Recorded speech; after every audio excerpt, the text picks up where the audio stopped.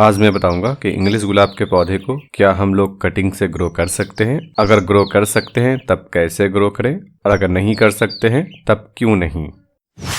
देसी गुलाब और जंगली गुलाब को छोड़कर आप जिस भी गुलाब के पौधे को देखते हैं, चाहे उसमें छोटे साइज का फ्लावर खिलता हो या फिर बड़े साइज का, उसमें खुशबू रहती हो या फिर नहीं रहती है, उसे आप बटन रोज के नाम से जानते हो या फिर डच रोज के नाम से, आसानी से समझने के लिए इन सभी को इंग्लिश गुलाब ही कहा जाता है।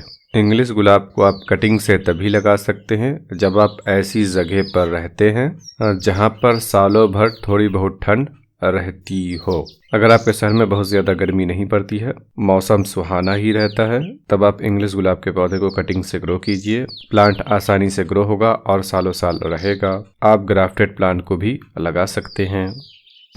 लेकिन अगर आप ऐसी जगह पर रहते हैं जहां पर साल के कुछ महीनों में सर्दी का मौसम आता है, ठंडक बढ़ती है, फिर कुछ महीनों में गर्मी का मौसम आता है और बहुत तेज गर्मी पड़ती है, बारिश के मौसम में मुसलसल बारिश होती है, तब आप इंग्लिश गुलाब के किसी भी पौधे को कटिंग से ग्रो नहीं कर सकते हैं। आप कटिंग को लगाएंगे, पौधा ग्रो होगा, 6-7 महीनों तक प्लांट रहेगा, उसके बाद धीरे धीरे मर जाएगा। अब आप नॉर्थ इंडिया के क्लाइमेट को ही देख लीजिए, बिहार, यूपी, हरियाणा और दिल्ली को ही देख लीजिए। यहाँ पर सर्दी और गर्मी भी पड़ती है, इसलिए आपके शहर में अगर गर्मी पड़ती है तब आप इसके पौधे को कटिंग से नहीं लगाइए, बल्कि ग्राफ्टेड प्लांट को ग्रो कीजिए।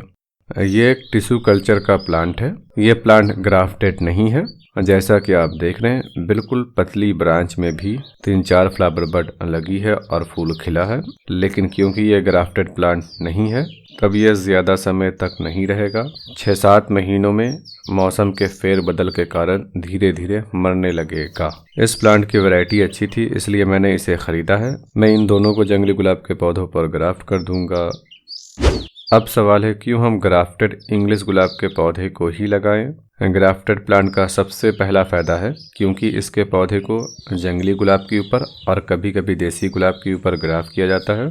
आमतौर से जंगली गुलाब के ऊपर इंग्लिश गुलाब को ग्राफ्ट किया जाता है, और क्योंकि जंगली गुलाब का रूट सिस्टम मजबूत होता है, उसमें फाइब्रस रूट की ग्रोथ बेहतर होती है, जिस कारण से पौधा मिट्टी में से पोषक तत्वों को लेकर अपने तने के माध्यम से ब्रांचेस में भेजता रहता है, और ग्राफ्टेड ब्रांचेस को लगातार खाना पानी मिलता ही रहता है।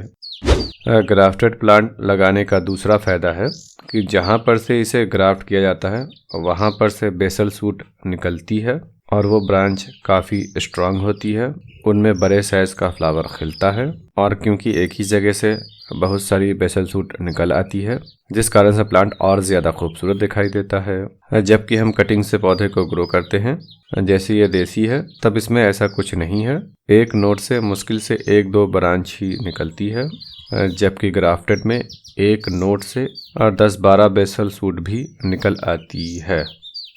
इसलिए देसी रोज को कटिंग से ग्रो कीजिए और इंग्लिश को ग्राफ्ट की मदद से।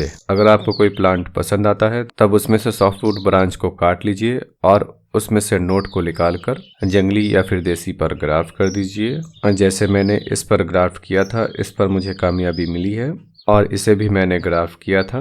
अगर आप ग्राफ्ट करना सीखना चाहते हैं तब डिस्क्रिप्शन में दिए गए वीडियो को देख लीजिए। उम्मीद है आपको यह जानकारी पसंद आई होगी।